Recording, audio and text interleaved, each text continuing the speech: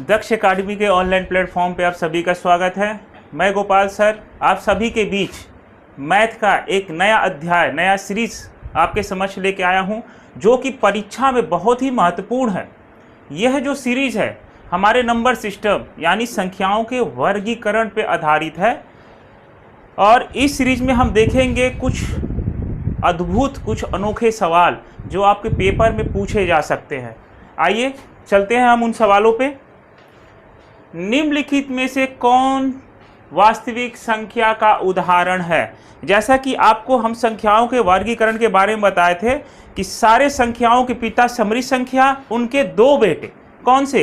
एक वास्तविक संख्या और एक काल्पनिक संख्या। तो हमारा पहला ही सवाल है कि निम्नलिखित में से कौन सी वास्तविक संख्या का उदाहरण है? जैसा कि आपको पता है कि √4 यानी करनी में 4 ये आपका कौन सी संख्या है? वास्तविक संख्या है। और कभी भी आपको करनी में दिख जाए क्या? माइनस का चिन्ह, क्या दिख जाए? माइनस का चिन्ह, या आपको दिख जाए किसी भी संख्या के साथ आयोटा यानी कि आई, अगर यहीं दिख जाए आपको आई, तो ये दो तरह की संख्याएं मुख्य आपकी क्या होती हैं? ये आपकी होती हैं काल्पनिक संख्याएं। ये याद रखिएगा, ये दो तरह की संख्याएं क्या होती हैं? काल्पनिक संख्याएं। 22/7 ये भी आपकी क्या है? एक वास्तविक संख्या है। ठीक है, तो यहाँ हमारा उत्तर हो जाएगा ऑप्शन नंबर 4, ए और 3 दोनों आपकी वास्तविक संख्याएं हैं। क्वेश्चन नंबर 2 है, वास्तविक संख्याओं के संबंध में निम्नलिखित में से कौन सा कथन सत्य है? सभी पूर्णांक वास्तविक संख्याएं हैं, सभी भिन्न अपरिमेय संख्याएं हैं। यहाँ पूछा है कौन सा कथन सत्य है। तो आप सभी को पता है कि जितने भी पूर्णांक संख्याएं होती हैं वो वास्तविक संख्याएं होती हैं। तो पहला वाला हमारा सही है। दूसरा वाला गलत क्यों है? क्योंकि जो भी भिन्न संख्याएं होती हैं वो अपरिमेय नहीं, वो परिमेय संख्याएं होती हैं। पाई जो है एक परिमेय संख्या नहीं, वो अपरिमेय संख्या होती है, ये इसलिए ये भी गलत है। -2 है पूर्णांक जो कि एक वास्तविक संख्या यहाँ बोला है नहीं है, लेकिन -2 एक वास्तविक संख्या होती है, इसीलिए ये भी उत्तर आपका गलत है। तो आपका ऑप्शन नंबर 1 एकदम राइट आंसर है। आइए नेक्स्ट क्वेश्चन पे चलते हैं। किन्हीं दो वास्तविक संख्याओं का गुणनफल, याद रखिएगा दोस्तों, दो वास्तविक संख्याओं का गुणनफल सदैव वास्तविक संख्या ही होती है। क्या होती है? हमेशा एक वास्तविक संख्या ही होती है। जैसे 2 एक वास्तविक संख्या है, अगर इसका गुणा हम 3 से करेंगे तो आपको क्या मिलेगा? 6। ये भी वास्तविक संख्या है, ये भी वास्तविक संख्या है और ये भी वास्तविक संख्या है। तो सदैव दो वास्तविक संख्याओं का गुणनफल हमेशा एक वास्तविक संख्या होती है। क्वेश्चन नंबर 4, निम्नलिखित में से कौन सी संख्या अपरिमेय संख्या? देखिए अब कौन सी संख्या पूछा है आपसे? अपरिमेय संख्या। आपको पता है कि 2 एक कौन सी संख्या है? परिमेय संख्या है। देखिए 7 के साथ आई लग गया है, आई मतलब आयोटा, ये आपकी एक काल्पनिक संख्या है। यहाँ देखिए करनी में 3, क्या करनी में 3 का मान एक पूर्ण रूप से बाहर निकल के आएगा? नहीं आएगा। जब करनी का मान पूर्ण रूप से बाहर निकल के नहीं आएगा तो ये आपका एक अपरिमेय संख्या हो जाएगा। क्योंकि हमने क्लास में बहुत अच्छे से विधिवत आप लोगों को बताया है, इसमें पूरा एक सीट आप लोगों को दिया था कि कौन सी संख्या परिमेय होती है, कौन सी संख्या अपरिमेय होती है। इस चीज़ को आप विशेष तौर से देख के जाइएगा परीक्षा भवन में। 2/3 हमने कहा था कि 2/3 जब भी भाग देने वाला क्या हो? फिक्स हो, तो वो आपका कौन सी संख्या हो जाती है? एक परिमेय संख्या हो जाती है। इस चीज़ को याद रखिएगा, भाग देने वाला जहाँ पे फिक्स, वो संख्या आपकी परिमेय संख्या। करनी में वो संख्याएं जिनका एक पूर्ण वर्ग निकल के बाहर नहीं आता है वो सारी अपरिमेय संख्याएं होती हैं। और अगर करनी में कोई भी संख्या हो जिसका वर्गमूल करने पे एक पूर्ण संख्या बाहर आती है तो वो आपकी परिमेय संख्या हो जाती है। इस चीज़ को आप ध्यान रखिएगा। नेक्स्ट क्वेश्चन है, एक परिमेय संख्या और उसके योज व्युत्क्रम का योग क्या है? कभी भी एक जो संख्या होती है, जैसे मान लीजिए a, उसका योज व्युत्क्रम क्या होता है? तो कुछ नहीं होता है। योज व्युत्क्रम का मतलब अगर ये संख्या प्लस में है तो इसका योज व्युत्क्रम मतलब माइनस में होगा, और इसका योग सदैव 0 होता है। कैसे? यहाँ से a प्लस माइनस क्या हो जाएगा? माइनस, और a में से a घटाएंगे कितना हो जाएगा 0। तो ये चीज़ याद रखिएगा कि कोई भी संख्या और उसका योग व्युत्क्रम का योग सदैव 0 होता है। इस चीज़ को एकदम ध्यान दीजिएगा। अब नेक्स्ट क्वेश्चन है कर्णी में 2 प्लस कर्णी में 3 का वर्ग क्या है। तो ये हमारा एक सूत्र है, a प्लस बी का होल स्क्वायर क्या होता है a स्क्वायर प्लस के 2ab a स्क्वायर प्लस के 2ab प्लस के b स्क्वायर। ये हमारा सूत्र है, इसी पे हम इस मान को रख लेंगे। तो है कर्णी में 2 का वर्ग प्लस 2 कर्णी में 2 गुणे कर्णी में 3 प्लस के कर्णी में 3 का होल स्क्वायर। तो यहाँ से निकल के आपका आ जाएगा 2 प्लस 2 कर्णी में 3 दूना के 6 प्लस के 3। तो हम यहाँ देख पा रहे हैं कि कर्णी में जो 6 है ये पूर्ण रूप से बाहर निकल के नहीं आएगा। सिर्फ इस कर्णी में 6 के वजह से हमारा ये संख्या कौन सी संख्या हो जाएगी, अपरिमेय संख्या हो जाएगी। ये चीज़ ध्यान दीजिएगा, जब भी कर्णी में कोई संख्या होगी अगर पूर्ण रूप से बाहर निकल के आती है, परिमेय संख्या नहीं निकल के आती है, तो अपरिमेय संख्या हो जाएगी। निम्नलिखित में से कौन सी परिमेय संख्या 3/5 के समतुल्य है। जब भी ऐसे सवाल आए आप ऑप्शन पे आइएगा, ऑप्शन को देखिए कौन सा ऑप्शन सबसे छोटा, ये सब भिन्न है तो भिन्न को सबसे छोटे रूप में करिएगा। यहाँ पे आप देख पा रहे हैं 9/15 है, तो ये कट के कितना हो जाएगा, तितली का 9, 3 5 15, यानी कि यही आपका किसके बराबर है 3/5 के बराबर है। बाकी 9/20 ये और छोटा रूप नहीं हो सकता, 9/25 ये भी छोटा रूप नहीं हो सकता, 3/10 ये भी छोटा रूप नहीं हो सकता। यानी कि हमारा ऑप्शन नंबर 1 3/5, इसको 3 से विभाज्य करने पे दोनों तरफ 3/5 आएगा, जो कि हमारे 3/5 के समतुल्य है। तो ऑप्शन नंबर 1 आपका सही उत्तर हो जाएगा। अब आइए इन कथनों पे विचार करते हैं। प्रत्येक अपरिमेय संख्या एक वास्तविक संख्या होती है। हमने आपको बताया था कि समृद्ध संख्या के 2 बेटे, एक वास्तविक संख्या और एक काल्पनिक संख्या, और वास्तविक संख्या के भी 2 बेटे, कौन से, एक परिमेय संख्या और एक अपरिमेय संख्या। तो हम देख सकते हैं कि प्रत्येक अपरिमेय संख्या एक वास्तविक संख्या होती है। ये कथन आपका बिल्कुल सत्य है। दूसरा है प्रत्येक वास्तविक संख्या एक परिमेय संख्या होती है। यहाँ पे वो कहावत है कि बाप से बेटा जाना जाता, बेटे से बाप नहीं जाना जाता है। तो याद रखिएगा कि प्रत्येक वास्तविक संख्या परिमेय संख्या नहीं होती है, प्रत्येक परिमेय संख्या वास्तविक संख्याएं होती हैं। इसीलिए ये कथन आपका क्या हो गया, पूर्णतः गलत हो गया। ऑप्शन नंबर 3 प्रत्येक परिमेय संख्या एक वास्तविक संख्या होती है। देखिए इसी चीज को फिर से लिख दिया है, लेकिन ये सही तरीके से लिखा है कि प्रत्येक परिमेय संख्या एक वास्तविक संख्या ही होती है। और चौथा कथन है कि प्रत्येक पूर्णांक एक वास्तविक संख्या होती है। पूर्णांक के ही बच्चे हैं, पूर्णांक, वास्तविक के ही बच्चे क्या हैं, पूर्णांक है। तो ये भी आपका क्या है, एकदम सही है। तो कौन सा कथन गलत है, ऑप्शन नंबर 2 आपका इस प्रश्न का राइट आंसर हो जाएगा कि ये जो कथन है ये गलत है। बाकी 1, 3 और 4 ये आपका सही ऑप्शन है। ठीक है, तो इस पर विचार करने को देगा, तो ये चीज़ों को ध्यान रखिएगा। इसको बहुत ही बेहतरीन तरीके से पूरे गाजीपुर में कोई बेहतरीन तरीके से नंबर सिस्टम पढ़ा है तो वह दक्ष अकादमी पढ़ा है। और आप लोग इस बात का शुक्रगुजार हुई कि ऐसे सवालों को आप देख के चुटकियों में आप खत्म कर सकते हैं। वास्तविक संख्या के संदर्भ में निम्नलिखित में से कौन सा कथन सत्य नहीं है। इस चीज को पहले आप ध्यान दीजिएगा कि क्या चीज नहीं है, कौन सा कथन सत्य नहीं है, किसके संदर्भ में, वास्तविक संख्या के संदर्भ में। आइए पढ़ते हैं।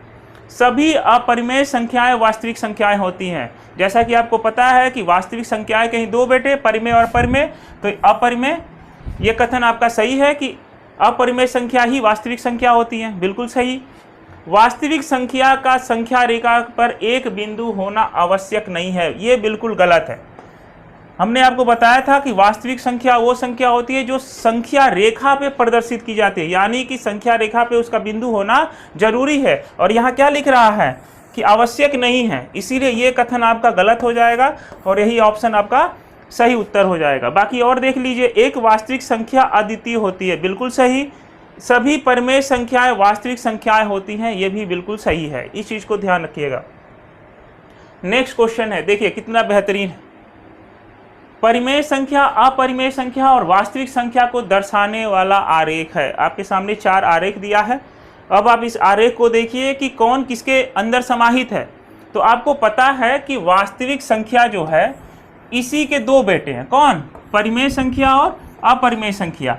तो अब इसमें देखिए कि वास्तविक संख्या के अंदर कौन कौन आएंगे? परिमेय और अपरिमेय। कौन सा आरेख है जो वास्तविक संख्या के अंदर दोनों को समाहित किए हुए है?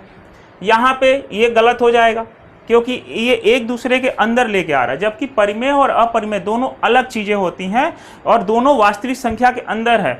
इस हिसाब से हमारा ऑप्शन नंबर डी सही हो जाएगा। जो बड़ा वाला है ये आपका वास्तविक संख्या दर्शाएगा, इसी में एक आपका परिमेय और एक आपका अपरिमेय संख्या दर्शाएगा, इसलिए ऑप्शन नंबर डी आपका बिल्कुल सही उत्तर हो जाएगा। तो इस चीज़ को आप ध्यान दीजिएगा, एक बार पुनः दोहरा लीजिएगा ताकि आपके प्रश्न कोई भी गलत ना हो। देखिए, इन कथनों पे विचार करिए।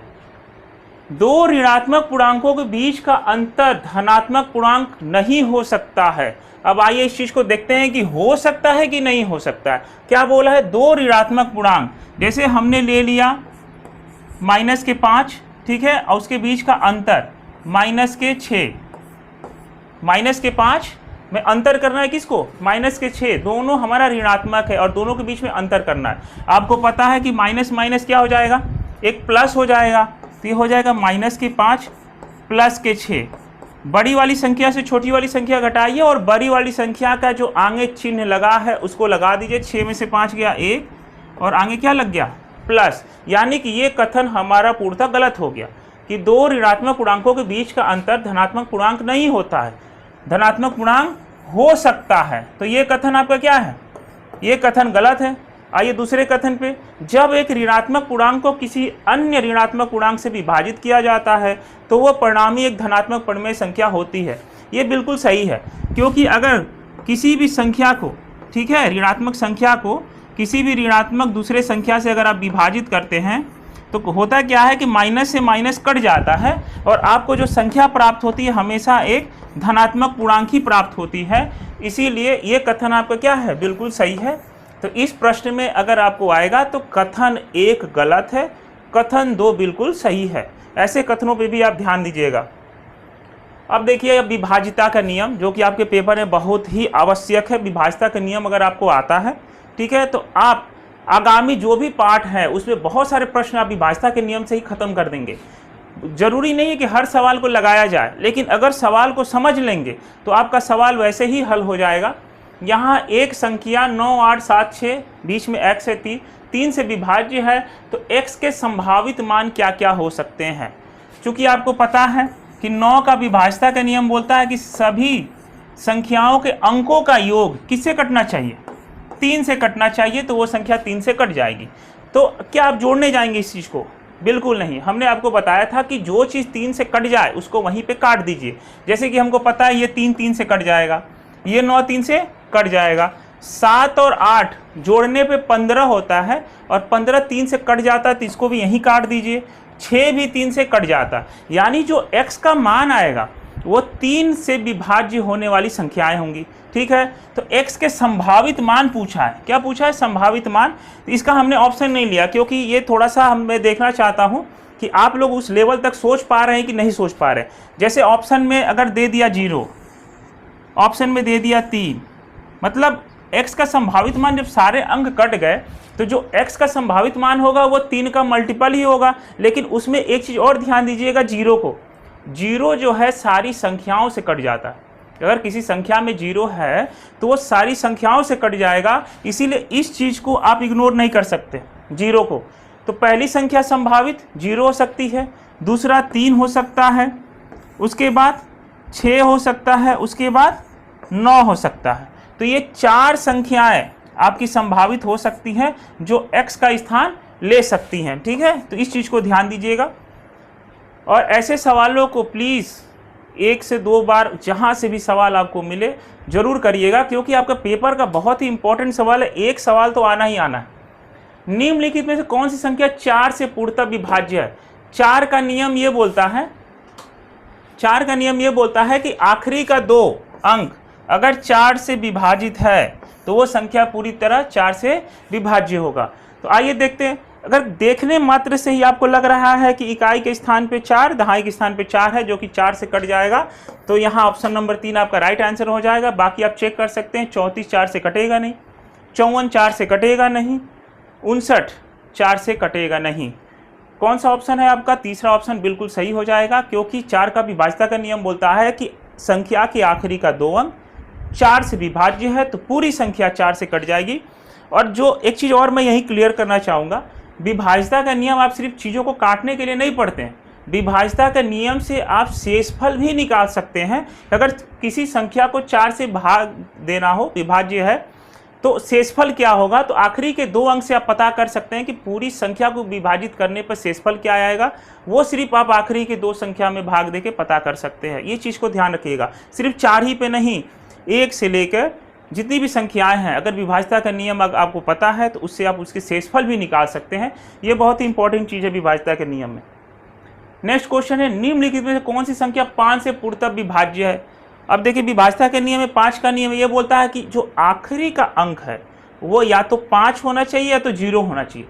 जहां आपको 5 या 0 दिखेगा वो आपका 5 से विभाज्य होगा। तो इकाई का अंक देखिए, यहाँ 4 है, ये कटेगा नहीं, ये भी 4 है, कटेगा नहीं।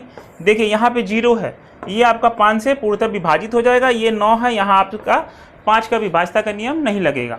तो मुख्यतः ध्यान दीजिएगा, सबसे ज़्यादा 3 को, 4 को, 9 को और 11 को, ये आपके पेपर में बहुत ही अहम सवाल बनते हैं। और 8 को तो आप कभी इग्नोर करिएगा भी मत, 8 का नियम अभी सवाल आएगा तो उस पर हम बताएंगे।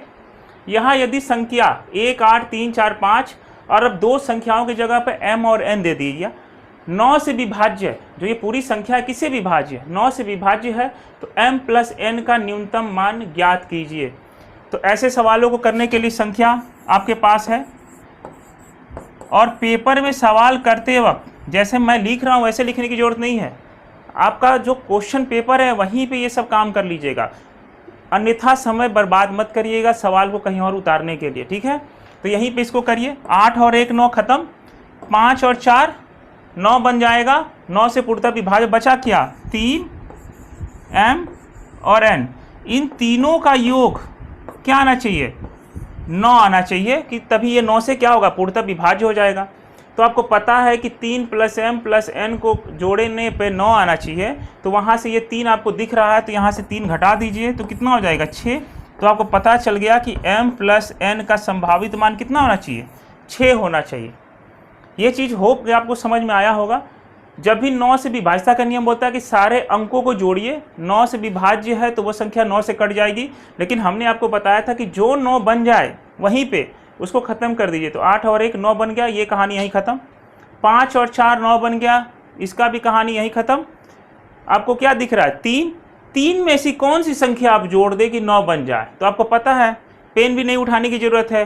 3 में 6 को जोड़ेंगे तो 6 और 3 9 होता है, और इसका संभावित m प्लस n पूछा है, तो 6 आपका उत्तर हो जाएगा। अब इस चीज़ को ध्यान दीजिएगा। यदि दी गई संख्या, देखिए अब 11 का आ गया, 9 2 5 बीच में x है, 8 और 5 है, ये 11 से विभाज्य है। किससे विभाज्य है? 11 से विभाज्य है। पेन रखिएगा इकाई के स्थान पे, एक संख्या छोड़ के लिखते चले जाइए। तो क्या मिल गया आपको? 5x और 2 जोड़ेंगे कितना होगा? 5 2 7 प्लस x, यहाँ से मिला आपको। उसके बाद अब जो छोड़े हैं उसको उठाइए, 8 प्लस 5 प्लस 9 जोड़िए, 9 5 और 8 कितना हो जाएगा? 9 5 14 और 8 22।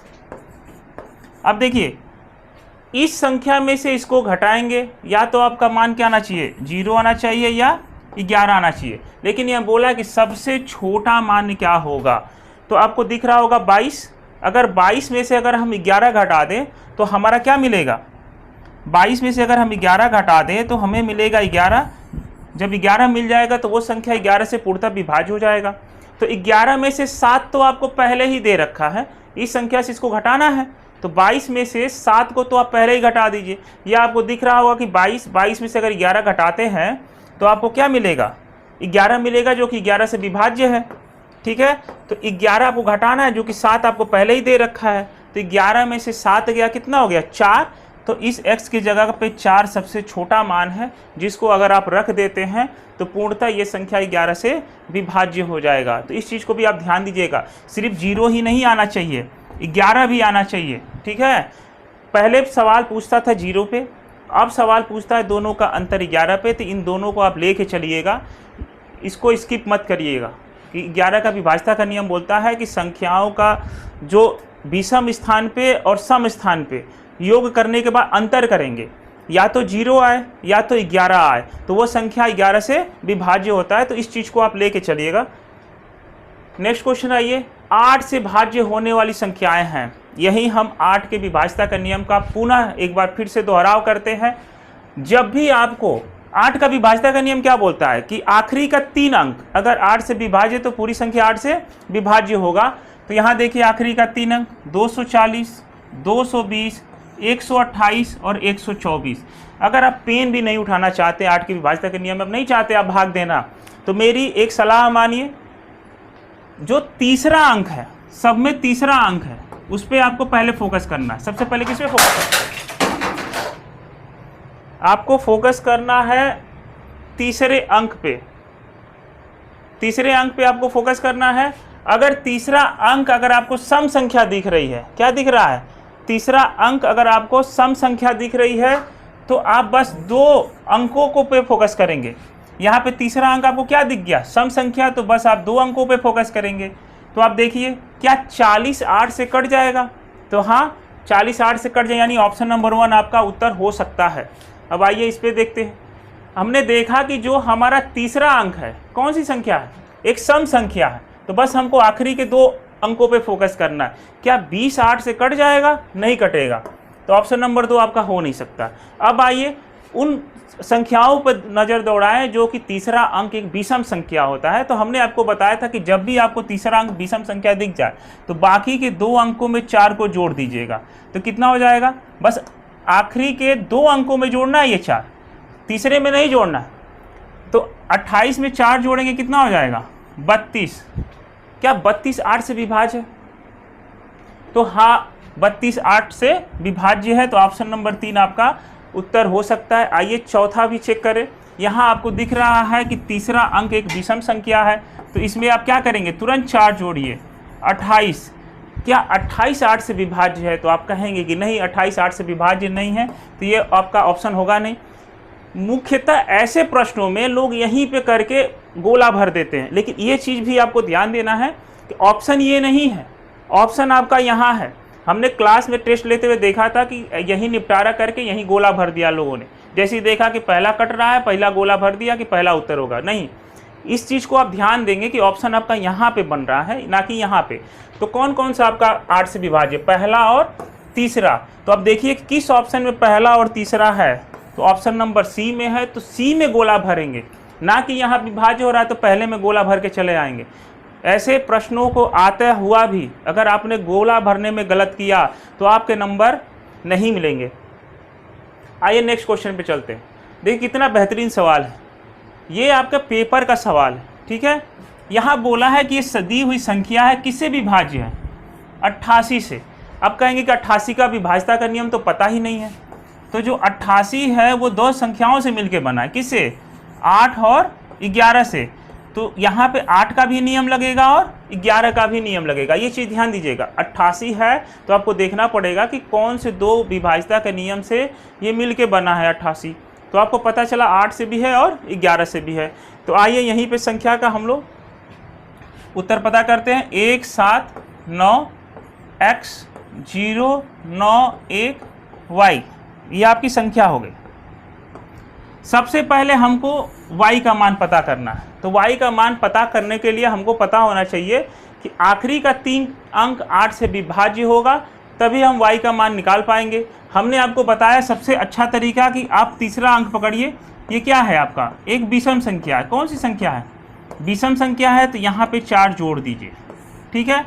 4 जोड़ने के बाद आपका जो संख्या प्राप्त होगा, देखिए y में 4 जोड़ेंगे तो यहाँ जो संख्या होगी, जो भी संख्या यहाँ आएगी उसका कैरी नहीं होगा, ठीक है, क्योंकि यहाँ पे 1 है। तो यहाँ तो एक रहेगा ही रहेगा। y में 4 जोड़ने के बाद यहाँ वो संख्या आनी चाहिए। तो 8 का पहाड़ा पढ़िए जिसमें दहाई के स्थान पे 1 है और इकाई के स्थान पे संख्या आपको पुनः प्राप्त हो जाएगा। तो अगर आप पहाड़ा पढ़ेंगे 8 का, 8 दूना के कितना होता है 16, कितना होता है 16। अब फिर पढ़ेंगे तो 8 तिरिके 24, यानी आप दहाई के अंक पे 2 आ गया, तो बस इकाई के स्थान पे 1 आया। तो आपको पता है कि y में 4 जोड़े तो क्या आया 6 आया ना। y में 4 जोड़ने पे क्या आ रहा है 6 आ रहा है। तो y बराबर क्या हो जाएगा 6 - 4। ये तो मुजवानी है, देख के ही पता चल जाएगा। तो 6 में से 4 गया, y के स्थान पे क्या आ गया आपका 2 आ गया। तो आपको पता है कि y का आपका मान मिल गया कि y के स्थान पे क्या हो गया 2। तो आपने 8 का तो नियम आपने लगा लिया। अब आपको क्या लगाना है 11 का विभाज्यता का नियम। अब देखिए 11 का विभाज्यता का नियम बोल रहा है कि इकाई के स्थान पे पेन पकड़िए, एक एक अंक छोड़ के आप संख्याओं को जोड़िए। तो अब y का मिल गया तो कितना हो गया 2, उसके बाद 9, उसके बाद x है, फिर कहाँ 7 है। इन संख्याओं को जोड़िए और जहाँ आपने पेन नहीं लगाया है उन संख्याओं को भी जोड़िए। तो यहाँ से 1, 0, 9 और 1, इन दोनों का अंतर क्या आना चाहिए, या तो 0 आना चाहिए या तो 11 आना चाहिए। तो हम जोड़ने के बाद डिसाइड करेंगे कि उसका अंतर 0 आएगा कि 1 आएगा। चलिए जोड़िए, 9 और 1 10 और 1 11। अब घटाना है, 9 2 11, 7 18, कितना हो गया 18 और प्लस x। अब देखिए 18 में कोई संख्या जुड़ेगा, 11 घटाएंगे तो क्या 0 आएगा, कभी नहीं। क्या आएगा अब 11 आएगा, क्योंकि यहाँ पे संख्या बड़ी है यहाँ पे छोटी है। तो 18 में ऐसा हम क्या जोड़ दें कि 11 घटाने पे हमको 11 प्राप्त हो, ना कि 0, क्योंकि 0 लाना संभव नहीं है। जब इधर 11 बनता तो 11 में घटाते तो 0 बनता। यहाँ 11 से क्या है बड़ी संख्या है, तो 18 में हम क्या जोड़ देंगे। तो हमको पता है कि 22 में से 11 घटाएंगे तो हमको 11 मिलेगा। तो 18 प्लस x को 22 बनाना है, तो यहाँ x के स्थान पे क्या हो जाएगा। तो हमको पता है कि अगर हम 4 जोड़ दें x की जगह पे तो 18 4 22 हो गया, और 22 में से 11 गया, आपको 11 प्राप्त होगा, यानी 11 का सेट हो गया। तो हमको x की जगह पे क्या मिला 4। लेकिन ये उत्तर नहीं है, पूछा है तो x - y का मान क्या होगा। तो आपको पता चल गया कि x की जगह पे कितना है 4 और y की जगह पे कितना है 2, और 4 में से 2 गया, आपको ऑप्शन नंबर डी यानी कि 2 प्राप्त होगा। ये आपका सही उत्तर है। तो करने आप एक बार पुनः वीडियो को पीछे ले जाके एक बार और देख लीजिएगा कि कैसे इसको किया गया है।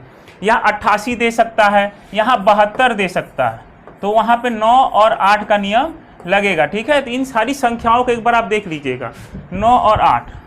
ठीक है, ऐसी संख्याओं को एक बार पुनः आप अलग अलग जगहों से सवाल लेके देख लीजिएगा, फोकस कर लीजिएगा।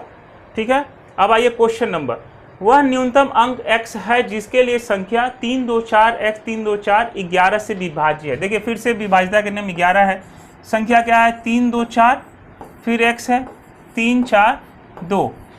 कुछ नहीं करना है, इकाई के स्थान पे पेन रखिए, एक एक अंक छोड़ के ऐसे लाइन ड्रॉ कर लीजिए, जोड़िए 2 3 4 3, इनको जोड़िए, और जहाँ जहाँ पेन आपने नहीं ले गए हैं उसको अलग से जोड़िए। 4 x और 2, इनका अंतर क्या आना चाहिए, या तो 0 या तो 11। ये जोड़ने के ऊपर डिसाइड होगा कि 0 आना चाहिए कि 11 आना चाहिए। जोड़िए, 3 2 5 4 9 और 9 3 कितना होता है 12। यहाँ जोड़िए 4 2 6 प्लस x, 6 प्लस x। अब देखिए 12 में से 6 तो घटेगा ही घटेगा, तो 11 तो बनेगा नहीं। तो अब यहाँ पे क्या बनेगा, देखने से पता चला कि इसको 0 बनाना है। तो 12 में से हम 12 घटाएंगे तभी तो 0 मिलेगा, और 12 में से 6 ऑलरेडी दिया हुआ है, तो x के स्थान पे क्या हो जाएगा अब आपका 6, तभी तो 6 6 12 होगा कि 12 में से 12 घटाएंगे तो 0 बनेगा। तो हमें x का क्या मान मिल गया, x का मान 6 मिल गया, यानी ऑप्शन नंबर ए आपका पूर्णतः सही उत्तर होगा। आइए नेक्स्ट क्वेश्चन पे। यदि किसी संख्या को 899 से विभाजित किया जाए तो शेषफल 63 बचता है। ठीक है, उसी संख्या को 29 से विभाजित किया जाए तो शेषफल क्या होगा। ऐसे प्रश्नों को सबसे आसानी रूप से करने के लिए हमने बताया था कि जो शेषफल आपका बचा है, कितना बचा 63, शेषफल उठाइएगा, और अब विभाज्य किससे करने को बोल रहा है 29 से बोल रहा है, 29 से विभाज्य कर दीजिएगा। तो 29 दूना के कितना होगा 58, 29 दूना के 58, 13 में से 8 गया, कितना होता है 13 में से 8, 13 में से 8 गया 5। तो आपका जो आंसर होगा ऑप्शन नंबर डी 5 आपका सही उत्तर हो जाएगा। इसमें यही चीज़ ध्यान देना है कि किसी भी संख्या को किसी भी संख्या से भाग दे, शेषफल अगर जो आ रहा है फिर बोल रहा है कि उसी संख्या को किसी और संख्या से विभाज्य किया जाए, तो शेषफल पे आप फोकस करिएगा, उसको उस संख्या से विभाज्य कर दीजिएगा तो आपका उत्तर मिल जाएगा। यहाँ शेषफल पे फोकस करिएगा, ना कि भागफल पे। भागफल से कोई मतलब नहीं है, हमें किससे मतलब है, शेषफल से। कभी कभी होता है क्योंकि ऑप्शन में ये 2 भी दिया रहता है और लोग भागफल को ही टिक करके निकल जाते हैं। क्योंकि यहाँ हमसे क्या पूछा है, शेषफल, तो प्रेशर में आके आप इस चीज़ को मत भूलिएगा कि आपको शेषफल पे फोकस करना, भागफल पे नहीं फोकस करना। ये चीज़ ध्यान दीजिएगा, भागफल कुछ भी आए उससे कोई मतलब नहीं है, हमारा शेषफल सही आना चाहिए। यहाँ पे 5 आया तो 5 आपका उत्तर हो जाएगा। आइए क्वेश्चन नंबर 2, 3, 5, 6, 9 और 18 से विभाज्य सबसे छोटी संख्या ज्ञात कीजिए जो एक पूर्ण वर्ग है। अब देखिए इसमें पूर्ण वर्ग हमको पता करना है, ठीक है। देखिए ये भी एक पूर्ण वर्ग है, ये भी एक पूर्ण वर्ग है, ये भी एक पूर्ण वर्ग है और ये भी एक पूर्ण वर्ग है। तो ये कंडीशन तो सारा ऑप्शन आपका फॉलो कर रहा, लेकिन एक चीज़ और दे रखा है 2, 3, 5, 6, 9 और 18 से विभाज्य सबसे छोटी संख्या। इस केस में आपको विभाज्यता का नियम बहुत कामगर है, वही आपको हर जगह से बेड़ा पार कराएगा, विभाज्यता का नियम। तो यहाँ सबसे पहले आप विभाज्यता का नियम में 9 का लगाइए, क्योंकि 9 दिया आपको, तो सबसे पहले 9 का लगाइए, ठीक है। 5 का भी आप लगा के ऑप्शन को एलिमिनेट कर सकते हैं। 5 का बोलता है कि इकाई का अंक 0 या 5 होना चाहिए। देखिए यहाँ पे 144 है, इकाई का स्थान 4 दिया है, ये 5 से होगा नहीं, तो ये ऑप्शन पहले ही कट गया आपका। बचा 3 ऑप्शन। आइए पहले 9 से चेक कर लेते हैं, संख्याओं का योग 9 से विभाज्य होना चाहिए, तो आपका ये उत्तर हो सकता है क्योंकि ये 9 से विभाज्य होगा। और आपका 6, 3, 9 ये भी आपका 9 से विभाज्य होगा। 4 यहाँ जोड़ेंगे तो 4 आएगा, 9 से विभाज्य नहीं होगा, तो एक ऑप्शन और आपका कट गया। अगर आप नहीं और दिमाग लगाना चाहते हैं तो यहाँ बोला है कि सबसे छोटी संख्या, तो इन दोनों में छोटी संख्या कौन सी है, 900 है, तो ये आपका उत्तर हो जाएगा। आप चेक कर सकते हैं, इसी के पहाड़ा में, इसी के मल्टीपल में 36 आता है। 4 से गुणा करेंगे तो 4 9 कितना होता है 36, इसी का दिया हुआ है। अगर आप डिवाइड करेंगे 900 को तो इन सारी संख्याओं से डिवाइड हो जाएगा, 3600 को भी तो ये सारी संख्याओं से डिवाइड हो जाएगा, ठीक है। लेकिन आपको एक चीज़ दिया है कि सबसे छोटी संख्या, तो इन दोनों में छोटा कौन सा है, 900 है, तो यही आपका उत्तर हो जाएगा। ये चीज़ को ध्यान दीजिएगा। अभाज्य संख्याओं का, अभाज्य संख्याओं की हम बात कर ले तो अभाज्य संख्याओं का हमने आपका बताया है कि 2 अभाज्य संख्याओं का मसप हमेशा 1 होता है। ये चीज़ ध्यान दीजिएगा। जो एचसीएफ होता है, 2 अभाज्य संख्याओं का मसप हमेशा कितना होता है, 1 होता है, ये चीज़ को मत भूलिएगा। और 2 अभाज्य संख्याओं का लसप यानी कि एलसीएम हमेशा उसका गुणनफल होता है। क्या होता है उसका, जैसे संख्या अगर x दिया हो, y दिया हो, तो इनका गुणनफल मतलब xy, x गुणे y मतलब xy, हमेशा उसका एलसीएम उन दोनों का गुणनफल होता है। इस चीज़ को अपने दिमाग में एकदम फिट कर लीजिए कि 2 अभाज्य संख्याओं का मसप यानी कि एचसीएफ सदैव 1 होगा और 2 अभाज्य संख्याओं का लसप उनका गुणनफल होता है।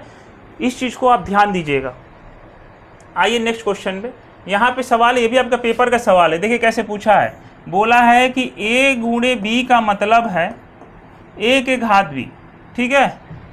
और पूछा है कि 5 गुणे 3 बराबर क्या होगा। तो आपको पता है, आपको दे रखा है कि a गुणे b का मतलब है कि a के घात b, तो साफ साफ आप भी वही काम करिए। ये a हो गया, ये b हो गया, मतलब 5 के घात क्या कर दिया 3। आपको पता है कि 5 के घात 3 का मतलब है 5 का गुणा